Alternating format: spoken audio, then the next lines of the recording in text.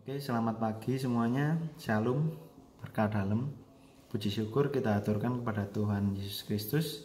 Kita masih diberi kesehatan di tengah pandemi ini ya. Bisa bertemu melalui layar kaca ya. Di sini saya ingin memperkenalkan diri. Nama saya Yohanes Dedi. Saya guru BK. Biasanya dipanggil Pak Yu atau Pak Ju. Nah, mungkin ada yang bertanya-tanya, kok guru BK-nya yang mengisi ceramah kerohanian ya. Jadi yang seharusnya mengisi adalah guru agama Katolik ya. Namanya Pak Yohanes Muhadi, sama-sama Yohanesnya, tapi beliau biasa dipanggil Pak Muhadi. Karena ada suatu hal tertentu, jadi beliau tidak bisa mengisi materi, jadi saya yang menggantikan. Oke, untuk mengawali materi hari ini kita membuat tanda kemenangan Kristus terlebih dahulu. Dalam nama Bapa, dalam Putra, dan Roh Kudus. Amin. Baik, terkait kasih ya, saya ada sebuah judul lagu dari John Mayer ya. Di situ dikatakan love is a verb. Kasih ya, cinta ya. Cinta atau kasih itu adalah kata kerja. Loh, kok kata kerja? Nah, ini di sini ada ayat yang memperjelasnya. Ada sebuah ayat ya. Jadi saya mengambil dari 1 Yohanes 3 ayat 18. Marilah kita mengasihi bukan dengan perkataan atau dengan lidah, tetapi dengan perbuatan dan dalam kebenaran. Nah, di situ sudah jelas ya bahwasanya memang kasih itu adalah suatu yang harus dikerjakan harus dilaksanakan. Tidak hanya terbatas di kata-kata saja. Untuk membuktikan ya harus kita wujud nyatakan dalam kehidupan sehari-hari. Bagaimana kita mengimplementasikannya dan memberikan kasih itu terhadap sesama. Nah, ada sebuah ayat lagi dari Matius 22 ayat 37 sampai 39. Kasihilah Tuhan Allahmu dengan segenap hatimu dan dengan segenap jiwamu dan dengan segenap akal budimu, dan kasihilah sesamamu manusia seperti dirimu sendiri. Kasihilah Tuhan Allahmu. Gimana caranya ya?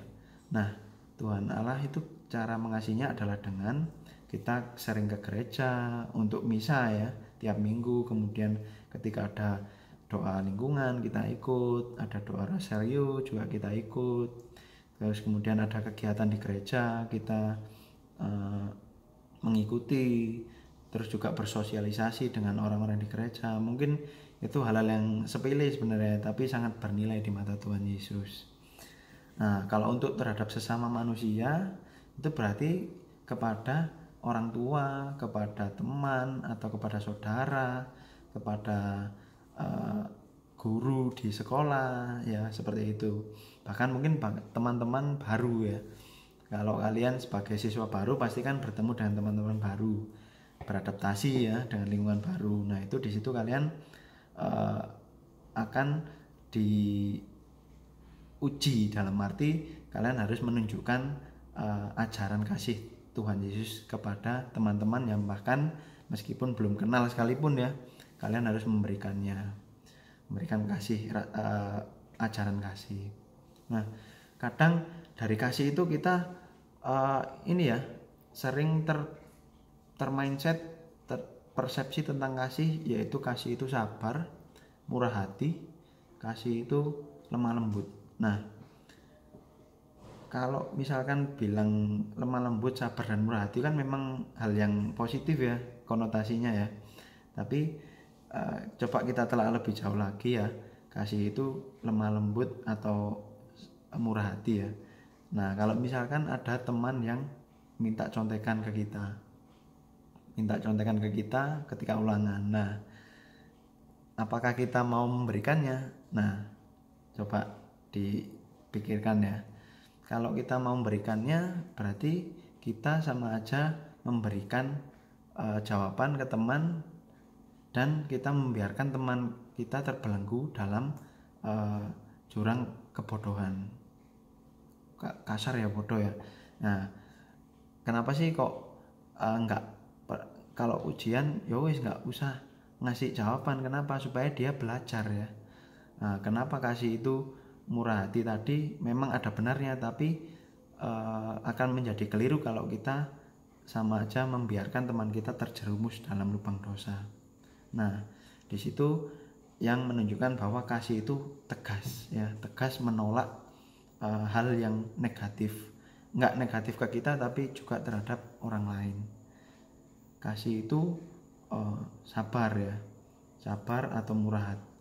Kasih itu lemah lembut. Nah, memang benar kasih itu sabar dan lemah lembut. Tapi kalau seandainya ya kita melihat ada sebuah kecurangan ya, ada kecurangan atau kejahatan di sebuah lingkungan itu ya. Nah, kemudian kita membiarkannya. Kadang kita tutup mata ya. Ada teman yang mengambil mencuri katakanlah ya, mencuri tapi kita diam aja. Tapi karena kita merasa iba ya, karena kasih itu lemah lembut, waduh biarkan wis, karena dia memang orang nggak punya, biarkan dia ngambil. Nah, itu juga keliru ya. Nah, kasih itu harus tegas dan berani untuk mengingatkan teman kita yang tidak berada di jalan yang salah. Dia mengambil, memang dia tidak mampu, tapi dengan cara mencuri juga merupakan hal yang salah. Nah, itu dimana kita harus berani untuk mengingatkan, berani untuk menasehati ya. Kalau bisa mungkin bahkan bisa membantu ya, lebih baik lagi ya, berani untuk melakukannya. Nah, itu merupakan sebuah bentuk nyata dari kasih. Jadi tidak hanya lewat kata-kata, tapi harus dibuktikan.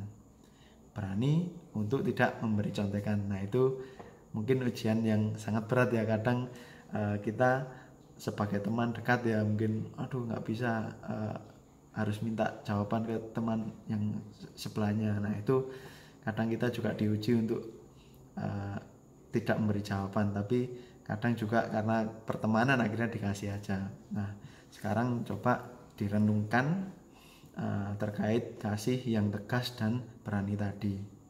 Barangkali bisa memberikan motivasi atau inspirasi buat kalian. Itu aja mungkin dari saya. Mohon maaf kalau ada salah kata ya. Saya akhiri. Shalom, berkah dalam.